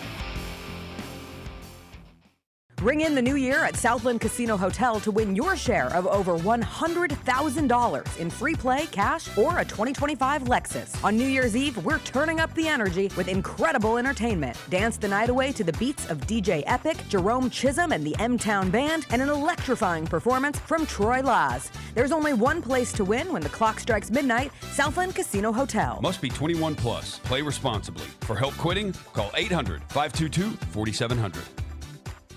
Kroger shoppers and Grizz fans, want exclusive last-minute discounted ticket deals texted straight to you during the Grizzlies 2024-2025 season? Sign up with the new Kroger Buzzer Beater deal. Fans can sign up by texting Grizz to 636-479 or visit your local Kroger store in the Delta Division and scan the QR code. By signing up, you agree to receive recurring automated promotional and personalized marketing text messages from the Memphis Grizzlies. Consent is not a condition of any purchase. Message frequency varies. Message and data rates may apply. Let's face it, there's a lot of trash talk in basketball, but the great teams let their performance do the talking. Like Ford F-150 with Pro Power on board, a class-exclusive industry-first feature that turns your truck into a mobile generator and leaves the competition speechless. Ford F-150, official truck of the Grizzlies. Greatness starts here at your Mid-South Ford dealer. Class is full-size pickups under 8,500 pounds. GBWR.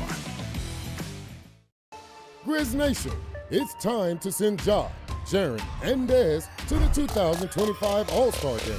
Oh! What did we just see, partner? Take three! Take three! Payne for three. Bingo! This man Payne Heating it up. Blocked by Jaron! Most versatile power forward in the game today. Head to NBA.com/vote, the NBA app, or simply use the QR code on the screen to send your Grizzlies to the All-Star Game today.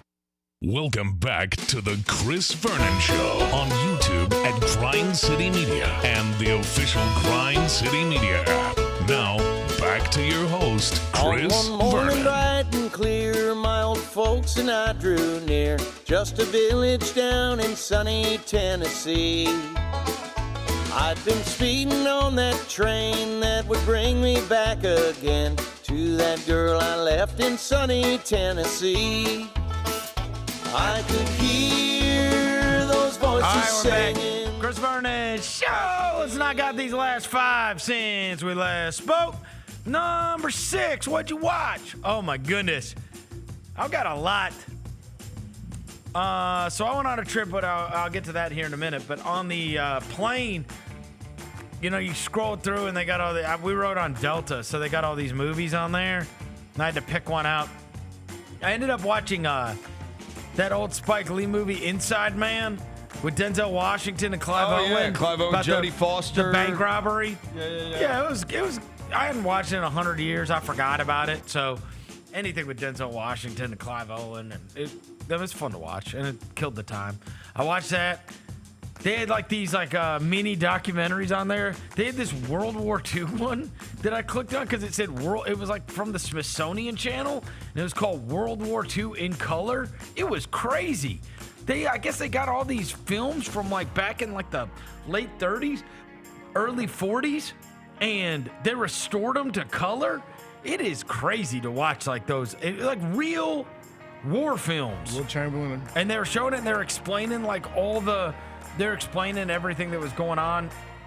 The one I was watching was like Blitzkrieg, and they're talking about like how they, like the plan that Hitler and them had in this invasion, and I can't remember what the name of it was, but they were saying like they're riding these tanks in, and they're showing them like riding these tanks through the woods and everything, and they were saying these guys had to stay up for like 2 and 3 days.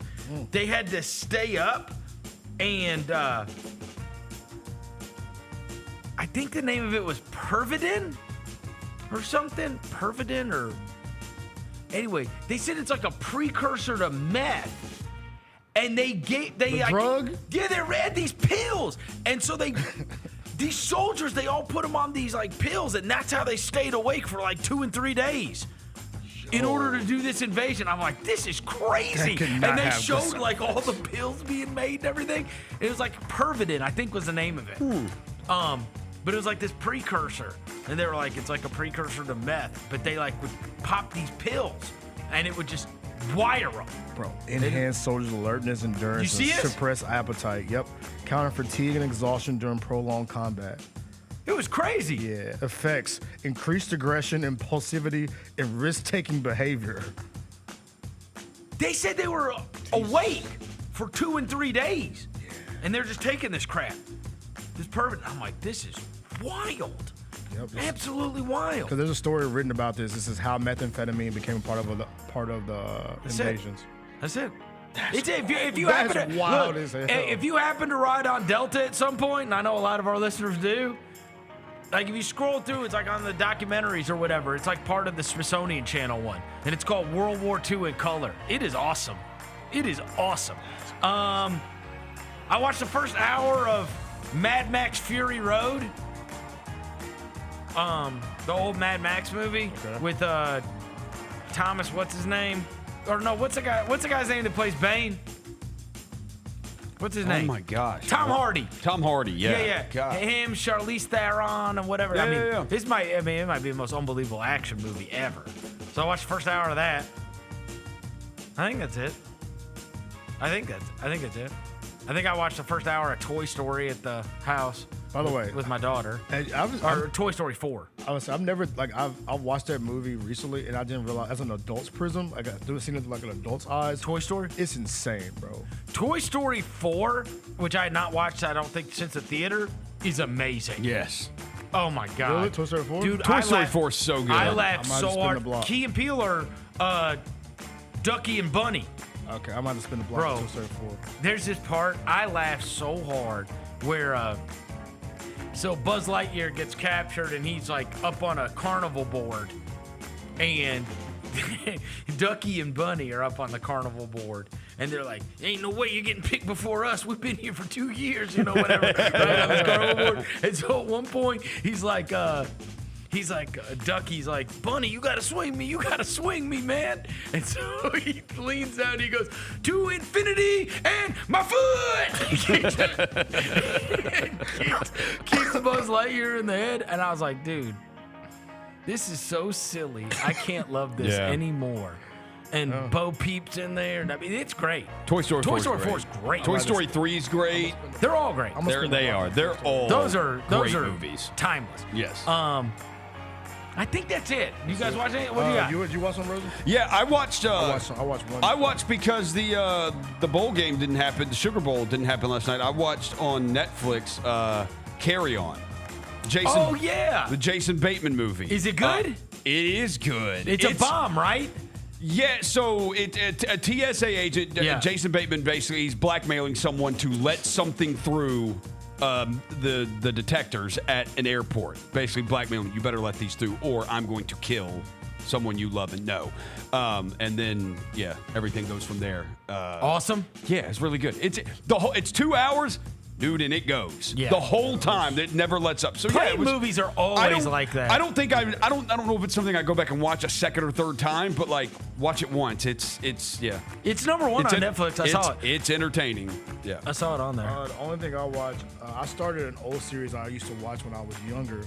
I think like 2006, 2007.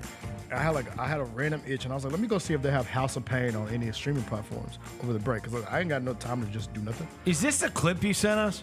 Yes. The wildly inappropriate. Yes. What is it? So what is House of Payne? It's Tyler, one of Tyler Perry's first shows. It was on network television. He had this and Meet the Browns. When I was younger, bro. It was Devin Meet the Browns. Yeah. It was not politically correct. And it was like 2006, 2007. So like I go back and watch some old seasons, and I sent y'all a clip. You could not run none of that today. None of it. There's a full episode from 2007 of the dad is mad because he thinks his nephew's gay. So like it's like that old the Bernie Mac Kings of Comedy bit. Yeah. Which like now you see it and you're like, oh yeah, they cannot get that off today. So I've been binging the hell out of House of Payne. What's it on? I've been watching on BET Plus. So I paid like $4 for BET Plus and just running through the seasons. I think it's 11 seasons of it. So it's a family. What else? I have never even heard of BET Plus, but I mean, this guy stands to reason. Too American. It's not built for you. What is on BET Plus? Besides what was that show that everybody loved? Dev, what is the show that was on BET that everybody loved? Well, no, my gosh. What other content do I get on BET Plus? That you want for your package? Dev, what was that soap opera show that was on there that everybody loved that show? The Game? That was on BET. Yes, that's the one. The football joint? No, it wasn't football, was it? The Game was on there. Was that a football show? I never saw it, but like everybody loved that show. Okay. You said a soap opera? No, that's what it was. It was like The Game. I would watch old episodes of 106 in Park. That's crazy. With that tall, weird-looking dude. Oh, yeah. Free and AJ. Yeah, Free and AJ. By the way, now that you said that, I thought about how old I'm getting because usually at the end of every year when I was younger, BET would run the 106 in Park movie. Yeah. But now the music videos, we ain't got that no more. No. But they don't have that either. They don't have Rhapsody of the Basement on there. It's a lot of just like random BET shows like what does Big Tigger do now? Huh? Did he work for the Hawks? Big Tigger. Big Tigger works for the Hawks. Yeah. He's their MC. Yeah. He's their MC. So like College Hill's on BET Plus. Shit. What else is on that joint? Do you think it's worth $4? I mean, for me watching House of Payne, 100%. Like, bro, are you gonna cancel it after you watch them? Probably, but bro, House of Payne is hysterical, bro. Like I said, just watching the old episodes, it's like a family, right? And all the family lives in the house, and they're firefighters. but his nephew has a wife and she's a crackhead. Come on. And he makes crackhead jokes the whole show. And the shit's so funny. I've seen this. You seen it? I know that so one. I funny, know bro. that one. Yeah. It's like he does not like the next morning they found out he was like cracking eggs and he was like, "Oh, this remind you of Janine, huh?" Oh, come on. Like it's a great show. So shout out to House of Payne. All right. I need you. I'm gonna send you some more clips. Okay. Number 6. I'm sorry, 7. Got a review. So I went the Grizzlies played the 26th. We were off the 27th. On the 27th, I flew out and went to Park City, Utah, as you could tell by the sweatshirt. Park City, Utah. So years ago, Rosa and I worked, when we were at 730, we worked for this company called Simmons Media. And they owned all manner of things, and they were out of Utah, the people that owned the station. And super nice guys. And one year, maybe like my second year or third, I can't remember, maybe my second year there or something. Anyways, they come to me and like, they didn't do like Christmas bonuses or something, but they had this deal where they owned this travel company, like Black Pearl, I think was the name of it or something. Now everything's done on the internet, but this is a long time ago now. So anyways, the guy shows up and he's like, "Hey, we want to do this for your Christmas bonus. We're not giving you any money, but we will put," I can't even remember what it was, 5,000 or something, 10,000 towards any trip you want to take in this pamphlet, like this booklet. And I was like, okay. And so I didn't have much money at the time, but we picked like one of the more expensive ones in the whole thing because I put the rest on a credit card. My wife and I were young marrieds, did not have kids yet, and I was like, we'll never be able to do this. Like, we just need to pick whatever the expensive one is. So we ended up going to this place in Park City, Utah. It's the first time we'd ever been there, and went up there and absolutely loved it. And then I took the kids, when they were young, we went up there, and it was like we've been on several vacations, and it's the one they always talk about. They always want to go Park City, Utah. Park City, that's their favorite place because it's mountains and it's snow and it's nothing like what we're used to, right? And so anyway, we went. Then last year, we surprised them at Christmas with the trip, and then this year, the Grizzlies were out of town. I didn't have a home game after Christmas when we were just off. So we went up there again, and now we know our way around everywhere up there, like Main Street and tubing and sledding. This year we did snowshoeing where you had to walk up like this thing. You put on snowshoes and you walk through the snow. But there was like way over 2 feet of snow while we were there. You guys know I was texting you throughout that. It was like a blizzard every day. It was unbelievable. But check this out. I did not tell you guys this. I got so lucky. And if you ever get a chance to go to Park City, Utah, it is absolute heaven on earth. It's great. I love it there. But we're not skiers, and the kids didn't want to take ski lessons, which, thank God, because lift tickets are like $300 a day. So now you're taking that into consideration. If I got them lessons, you're talking like over 1,000, maybe like 1,200. Then I got to rent all the skis and everything. I mean, it might have cost me $3,000 to do this. So they were like, "No, we don't want to take the lessons." I was like, yes. Thank God. I'll buy your next sweatshirt. But dude, you want to talk about how unbelievably lucky. You can look this up. Anybody can look this up. This was crazy. So we get there. We're staying at this resort. It's at like the canyons. Actually, not a resort. I got an Airbnb because any of like the hotels or resorts or anything, I mean, you are talking, it costs a fortune. Found this Airbnb, which had enough bedrooms for us. And so I got that. And we're staying like in this area, like the canyons, which is right by the mountains. So you go up, and it's where kind of everybody parks to go up the mountain for skiing for the day. And our kind of townhouse is over to the side. And you could take this thing called the cabriolet, and it takes you up to the mountain. So anyways, one day we go up to, we're pulling into where the thing is. Bro, there's people everywhere on the street, and they're all holding signs. All the ski patrol, the medics, all that stuff, they all went on strike. Wait. Yes, dude. Wait. Look it up. In Park City, Utah. Park City strike. Ski patrol.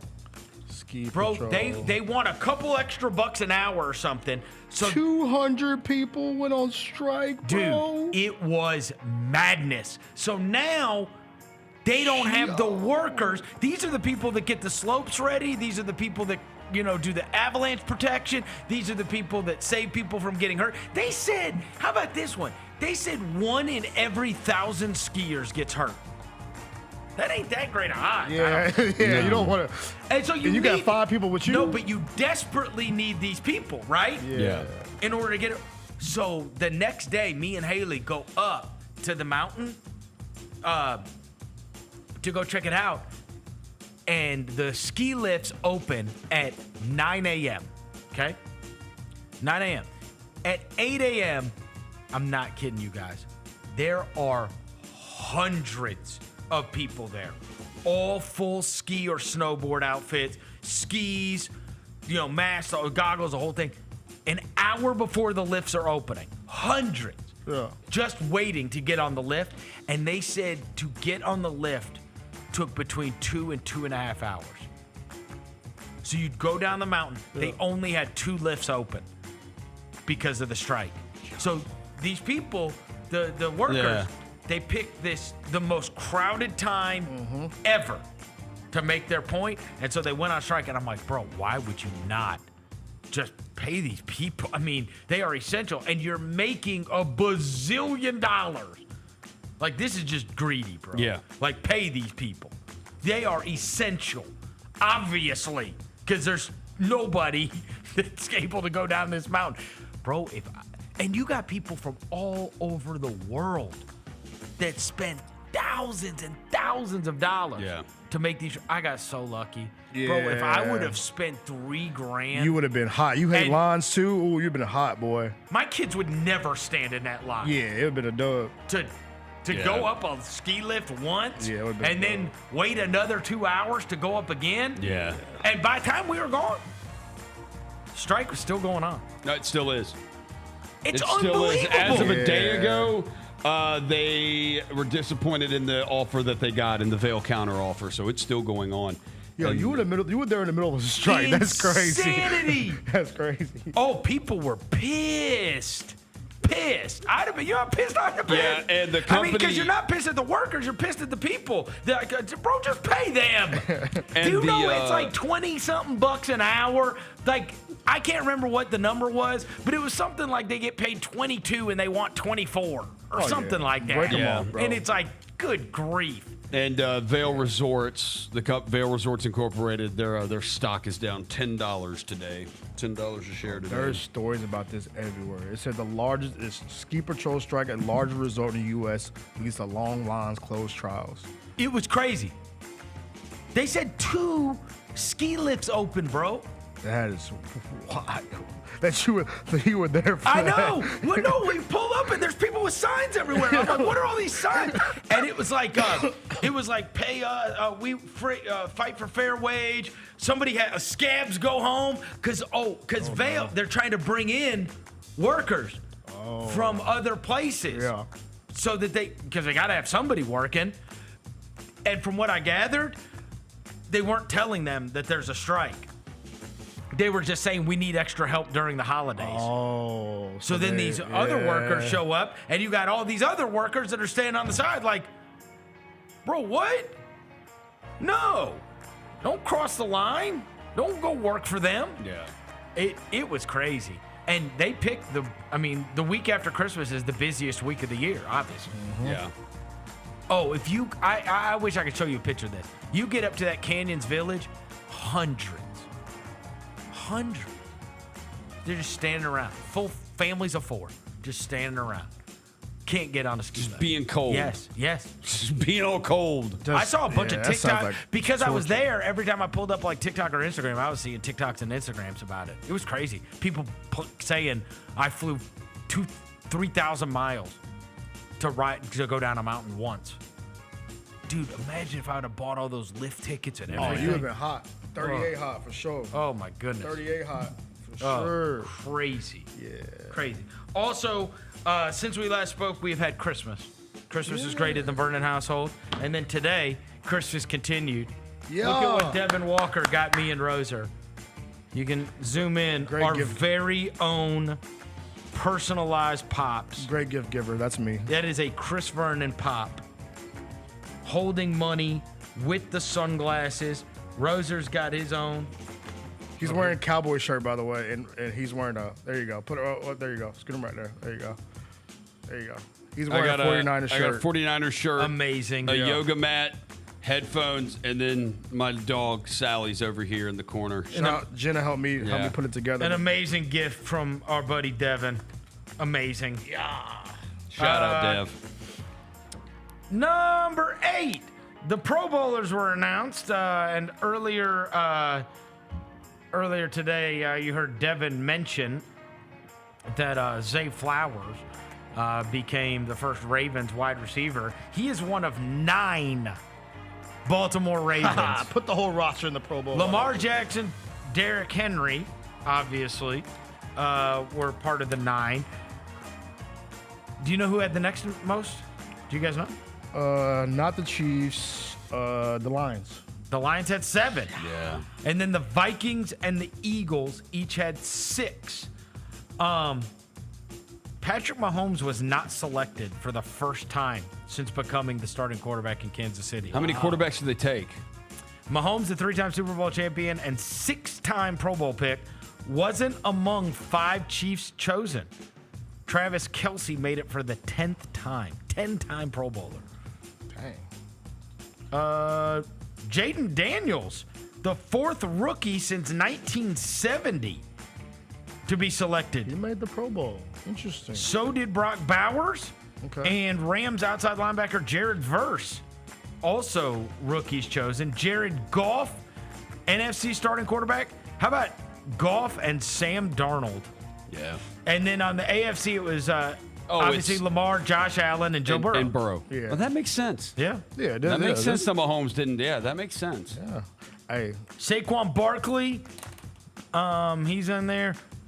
Your guy, Juice Chick, 9th Pro Bowl. I mean, there's no other fullback, so he has the he's there by most default. ever by a fullback. Yeah. He's there by default. Yeah, there aren't any full. Indianapolis is Quentin Nelson, the 3rd offensive lineman since 1970 to be selected to the Pro Bowl in each of his first 7 career seasons.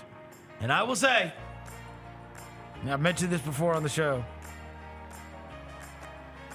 Chip Long, who was the offensive coordinator at the University of Memphis under Mike Norvell. By the way, shout out to all the old Memphis coaches, including Dan Lanning, who I know whose season did not end the way he wanted to yesterday, but Kenny Dillingham, Memphis made, all these guys. Chip Long was here way back when, and then Chip Long left and became the offensive coordinator at Notre Dame. And that year we were getting ready for the NFL draft, and Chip Long is one of those guys that they would play like in the playoff and like the BCS. And I would text him. I'd be like, "Hey man, great win," and he would say, "We suck." Like he's just that guy. Everything sucks. We suck. He sucks. We should have been so much better. Like he's just mad perfectionist. Like always. He's always been like that. Memphis would score 56 points and he'd be like, "We sucked." You know what I mean? Like he's just that. He's perfectionist, right? Right before the draft, I texted him and I said, I see this guy, Quentin Nelson, who is supposed to go high in the draft. What do you think? And I am fully expecting a text back to be like, he's fine, or whatever, right? Yeah. He texted me back, that is the best football player I've ever seen in my life. He will be a Hall of Famer. There you go. Like, 7th Pro Bowl. Hey, shouts to Chip Long. He called that one. He called that one. Yeah. 7th Pro Bowl, 3-time first-team All-Pro, 1-time second-team. Player I've ever seen in my life. Hey, he's stamped, bro. Hey, when Chip Long said that, you knew. Because that Joker is never positive about anything. Yeah. He said this guy is the best. He's been hooping ever since he got in the league. Yep. By the way, I have a note on the Pro Bowl. This is the first time on the team around here. It's the first time since 2012 the Tennessee Titans does not have a Pro Bowl. Oh, really? Yeah, first time since 2012. They have nobody in the Pro Bowl. Wow. That's disgusting. Let's see. Is there did CeeDee Lamb make it? I hope. Yeah, y'all have 5. Y'all have 5 Pro Bowls. 5? Yeah, Kevontae Turpin. Parsons. Yeah. Aubrey, Parsons, CD, and Tyler Smith. So we got 2 special teams guys. We had 4 or 5. And a fullback. Yeah, fullback don't count. You have the only fullback. Yeah, you have the in only league. fullback in the NFL, bro. That smart move by him. I mean, if you're a fullback, you get to make it every year because you're the only one. I know. We had Kittle, Bosa, and Warner. Actually, the fullback for the Ravens made it. Patrick Rashard.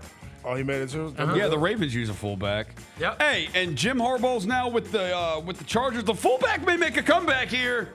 You never know. You know Jim Harbaugh loves a fullback. You said Cam Scatterbull looked like a fullback, so yeah. I mean. Oh, he is going to be a Charger.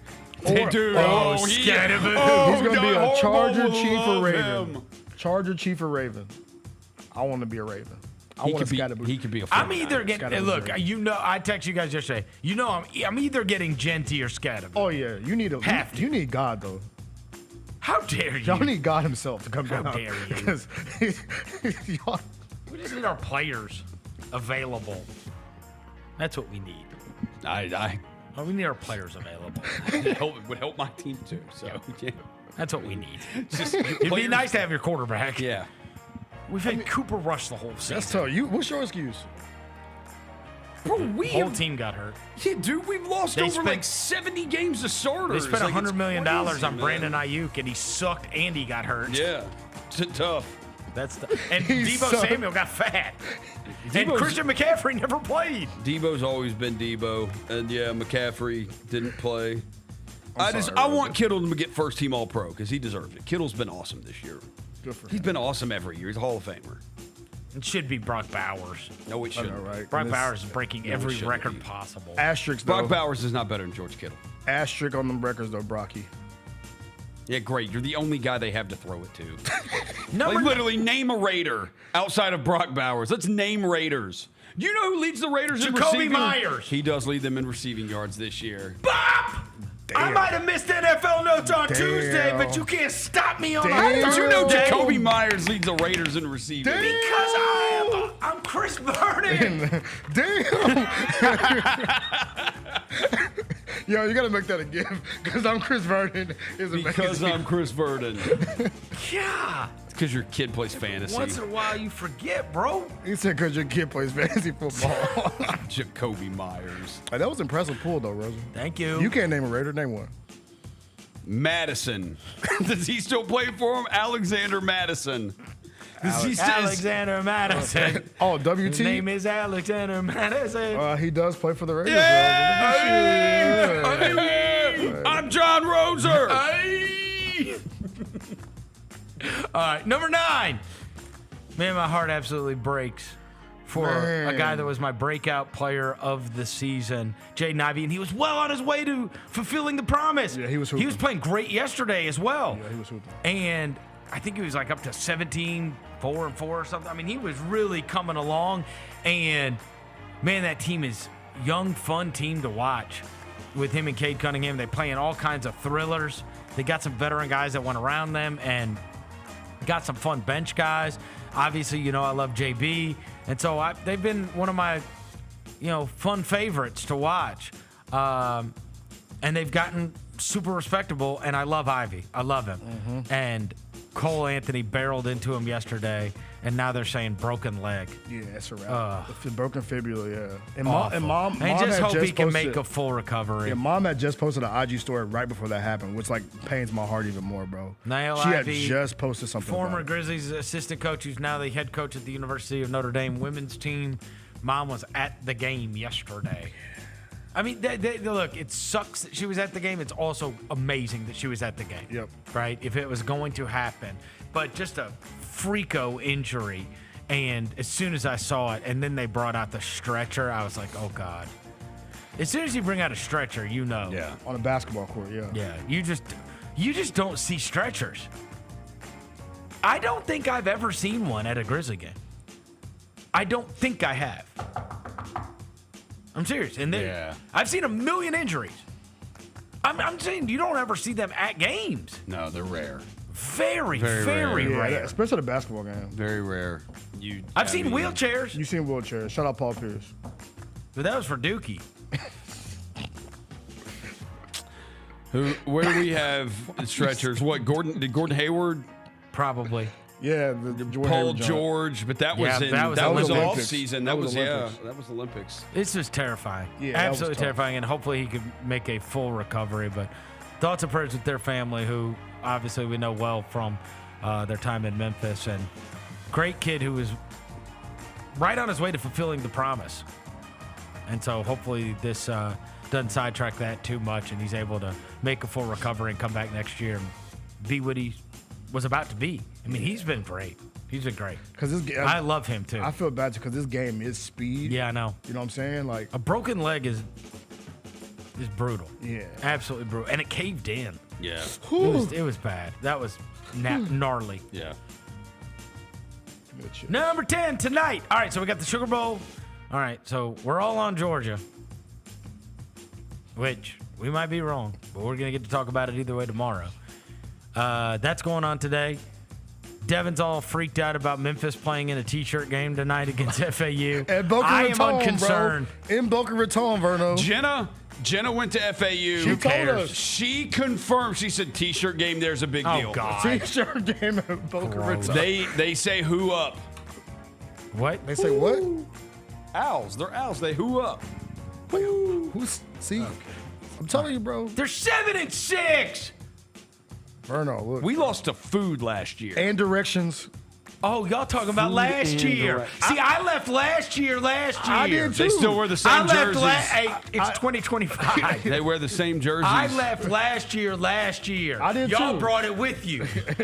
Y'all brought last year with you, huh? Is this why we're not Chris Vernon? This is not why we're not Chris Vernon. You guys brought last year we have to the this year. I left last year We still have severe PTSD of Memphis basketball. I left last year last year. Verno, there's a reason why the line's 3.5. T-shirt game. But I'm not sure. Does this year really start until January 6th? Because I saw last night where and maybe it's just because I have too many of these healthy people that I follow, like everybody doing their thing, like the whole starting January 6th. Even my gym's gonna be so crowded this first month. Yeah, I'm going today, bro. Hey, even my whoop strap thing. Oh, I went this morning. You went to the gym? Oh yeah. Hold on, dog. Hold on. We are an hour and a half. I know where you go. I know where you go. I always go to the same gym. Oh, for real? Oh, because it's not a new thing. No. Oh, okay. I went yesterday. And you can tell. I for sure have more gym days last year than you do.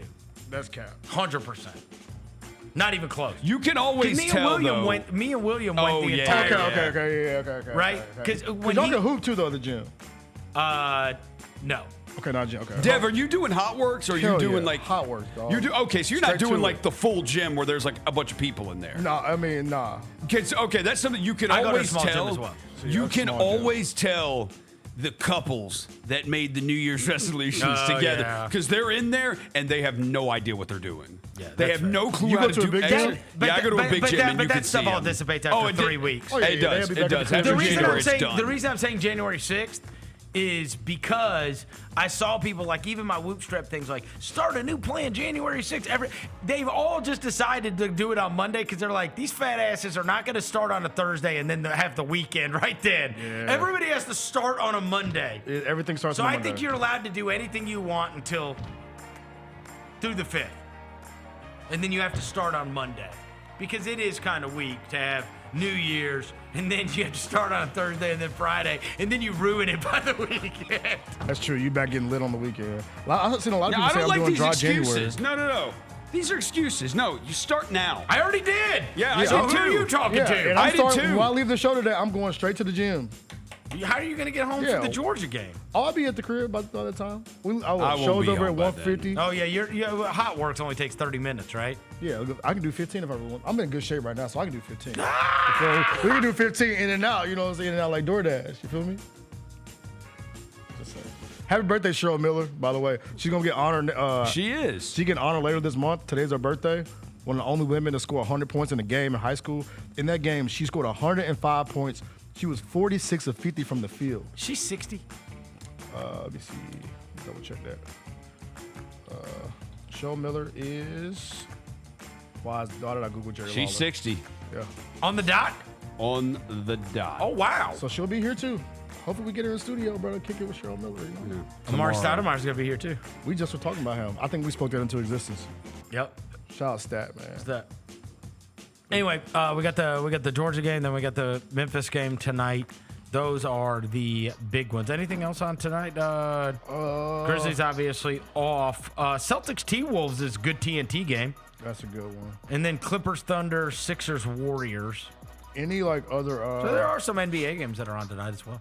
The Thursday night, the two TNT games are Celtics T-Wolves. And Sixers Warriors. Yeah. Sixers Warriors. Yeah. Any other like college basketball games on tonight other than our game? It's ew. No. Purdue, Minnesota, Portland, Gonzaga, Illinois, Oregon. Illinois, Oregon's good. Yeah, it's late. But if I'm being real with you, I don't watch any college basketball until March, outside the Tigers. Is that weird? Do you know? It's not weird, dude. It's not. We've got a ton going on. Okay, it's not. You know who I got a text from on Christmas? You guys are gonna love this. Alan Boston. Oh yeah. Uh-oh. Sent me a YouTube video of somebody singing a Christmas song or something. I thought it was gonna be him singing. He sent a video of him singing a song to you. Hey, then said he's gonna come here in March. That's what he said. Wait. He said, "Where should I stay if I come to Memphis?" He's gonna be here in real life. I hope so. I hope so. I'm terrified. I've never met him in person.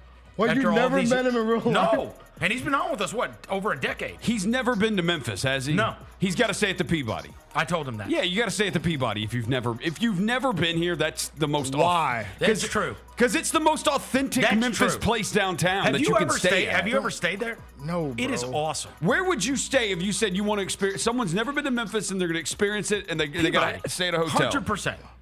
You'd say that or Bass Pro Shops. Just because it's crazy. There's a giant pyramid. It's a Bass Pro Shop that has a hotel in it. Big Cedar or whatever. I'll send him to the pyramid, not the weak ass ducks. No. The Peabody's great. The Peabody's nice. Great. It's nice. Yeah. You should stay there sometime. No, I'm straight. You would like it. Yeah. I'd rather stay at like the joint over there. And your girlfriend would appreciate it. Arrive.